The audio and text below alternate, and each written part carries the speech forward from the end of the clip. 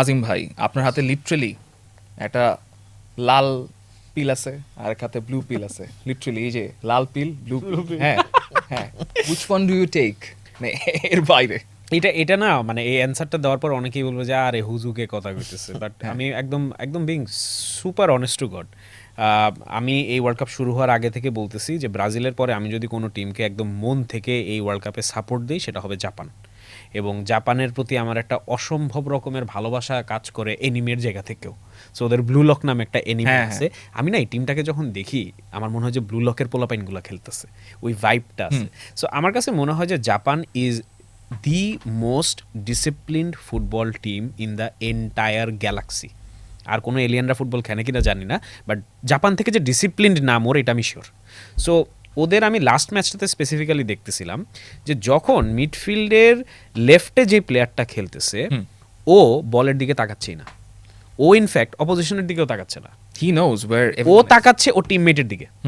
ও জানে যে সেন্ট্রাল মিডে যে প্লেয়ারটা খেলতেছে ও যদি 2 কদম বামে যায় আমার কোথায় যাওয়া লাগবে। পজিশনাল সেন্সিং এর জায়গাটা আমার মনে হয় সব ভালো টিমই একটা লেভেলে আয়ত্ত করে ফেলে, কিন্তু আপনি যখন কথার কথা জাভির একটা খুব ফেমাস মানে আছে যে বার্সেলোনাতে এটা খুবই প্রমিনেন্ট যে তোমার কিছু জোন আছে, যেভাবে পেপ গার্দিওলা খেলতে পছন্দ করে, যে তোমার কাটা কাটা কিছু জোন আছে, এর বাইরে তুমি আসলে যেতে পারবা না বা যাবা না unless you are Lionel Messi. So ওই জায়গা থেকে জাপানেরটা আমার কাছে মনে হয়েছে ওইটার একটা সুপার মানে অন স্টেরয়েডস এরকম একটা জায়গায়, যে ওদের আসলে জোনও না, ওদের মনে হয় স্টেপসগুলোও মেজার্ড। এবং আপনি দেখেন নেদারল্যান্ডের মতো একটা টিমের সাথে সেট পিসে গোল বের করে ফেলা, that is not normal. Even মানে the rigour that team had, মানে বারবার কমেন্টেটর বলছিল কেন বারবার they are putting on the crosses, কেন দে আর বারবার putting on the crosses, and method to the madness. জাপানের সবচেয়ে দেখেন আপনার মানে কবিরাজি ঝাড়ফুঁক ঝামেলা না, যে আসলে জানে যে একটা খুব কমন মানে খুব পপুলার কোট আছে না যে যে মানে তুমি তোমার 10টা মুভ নিয়ে আমি আসলে বদার না যেটা তুমি একবার প্র্যাকটিস করছো, তোমার একটা মুভ নিয়ে আমি বদার যেটা তুমি 10 বার প্র্যাকটিস করছো। সো জাপানের ক্ষেত্রে এটাই, জাপান জানে আমাদের মেমবাপে মেসি হালান্ড এসব কিছু নাই, আমরা যে 11 জন কালেকটিভলি একটা হাইভ মাইন্ডে এক্সিস্ট করি এটা আর কোনো টিম অ্যাচিভ করতে পারবে না।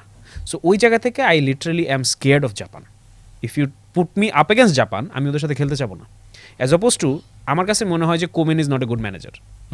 সো আমার কাছে মনে হয় Carlo Ancelotti versus Komen is a mismatch. So আপনি যদি আমাকে খুব প্র্যাগমেটিক ওয়েতে আমার বলতে হবে আসলে যে I would be very comfortable taking my chances against Ronald Koeman as opposed to the collective monstrous hive mind of Japan. So ওই জায়গা থেকে আমি আসলে রেড পিল খাবো। রেড পিল আপনার কি একই বিষয়, মানে ইন টার্মস অফ ধরেন এন্টারটেইনমেন্ট, মানে Brazil versus Netherlands or Brazil versus Japan, কোনটারে আপনি বেশি প্রেফার করবেন? লাইক না আমার কাছে এই মানে ব্রাজিল ভার্সেস নেদারল্যান্ড বা জাপানের চেয়ে আমার কাছে মোর লাইক এটা ব্রাজিল ভার্সেস জাপানই হচ্ছে, কারণ আপনি যদি মানে আজকের ম্যাচের কথাগুলো হয়তো আমরা বলবো একটু পরে, কিন্তু যদি আমরা বলি যে ওই টেবিল ওই গ্রুপের পয়েন্টস টেবিল যদি দেখি এবং আজকের মানে রাত্রে যে খেলাগুলা নেদারল্যান্ড ভার্সেস টিউনিশিয়া এবং Japan versus Sweden, so more likely এখানে দুই দলের ক্ষেত্রেই কিন্তু দুই দলেরই জেতার চান্সটা বেশি। এবং যেহেতু আমরা দেখেছি যে আগের ম্যাচটাতে কিন্তু বেশ ভালো ব্যবধানে, যদিও জাপান ও টিউনিশিয়ার সাথে 4-0 জিতছে, কিন্তু তারপর আমার কাছে মনে হয় যে এই গ্রুপ থেকে প্রবাবলি জাপান রানার্স আপ এবং নেদারল্যান্ড চ্যাম্পিয়ন হবে, এবং সেই ক্ষেত্রে মাচ স্কোরিং অপশন থাকবে এবং আমার মনে হয় যে বড় ব্যবধানই নেদারল্যান্ড যে টাইপের খেলা খেলছে হয়তো করবে।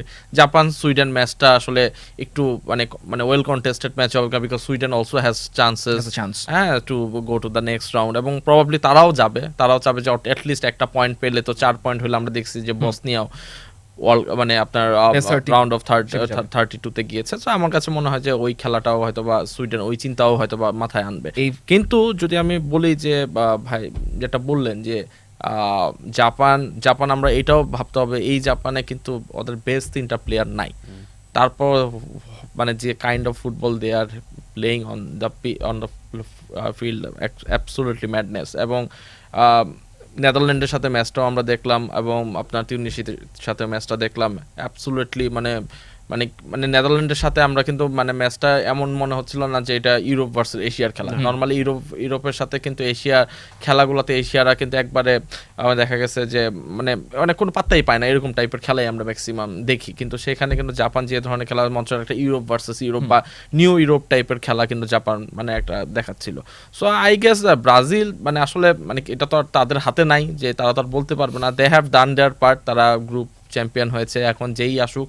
But probably in terms of যদি আপনি আমার কথা বললেন যে ফুটবল এক্সাইটমেন্ট বা এরকম কথা, তাহলে আই উড গেস যে Netherland would be very good. কথা খুবই সিম্পল, আই ওয়ান্ট মানে ব্রাজিল ছাড়া বিশ্বকাপ হবে না, মানে ব্রাজিল ছাড়া বিশ্বকাপ মরে যাবে আলটিমেটলি। হ্যাঁ, এটা খুব সিম্পল। এটা ধরেন যে ব্রাজিল সমর্থক না, আপনি যারাই জিজ্ঞেস করেন সেই কথাই সে বলবে। আবার I want Japan to flourish in this tournament. So মানে এটা খুবই অদ্ভুত একটা ডিলেমা যে ব্রাজিল জাপান ম্যাচ হইলে সেটা আলটিমেটলি একটা দলের মানে হার্ট এশিয়ান টিম যারা সাপোর্ট মানে আমরা যারা এশিয়ান কান্ট্রিগুলো থেকে বিলং করি, সো মানে we will actually want Japan to go further. Absolutely, হ্যাঁ, বিকজ লাস্ট 2002 এর পর কিন্তু এশিয়ান টিম থেকে আমরা কোনো সিগনিফিক্যান্ট কোনো পারফরমেন্স ওয়ার্ল্ড কাপে দেখি নাই। হ্যাঁ, best probably the quarter finals. So এখন এই বছর যারা খেলতেছে probably Japan is the only team মানে আমরা উই ক্যান থিঙ্ক মানে দে ক্যান গো বিয়ন্ড মানে কোয়ার্টার ফাইনালস। মানে other country Asia south Korea কিন্তু কনসিস্টেন্ট না, এবং আই থিংক ওরা ডিসকোয়ালিফাইড হয়ে গেছে। না এখন আছে, বাট মানে অলমোস্ট not almost, মানে ভালো গোল ডিফারেন্সের একটা ইয়া আছে, so they will probably qualify as the best, one of the best 30. Not in a good position, not in a their fate is not in their hands মানে অন্যদের উপর depend করতেছে।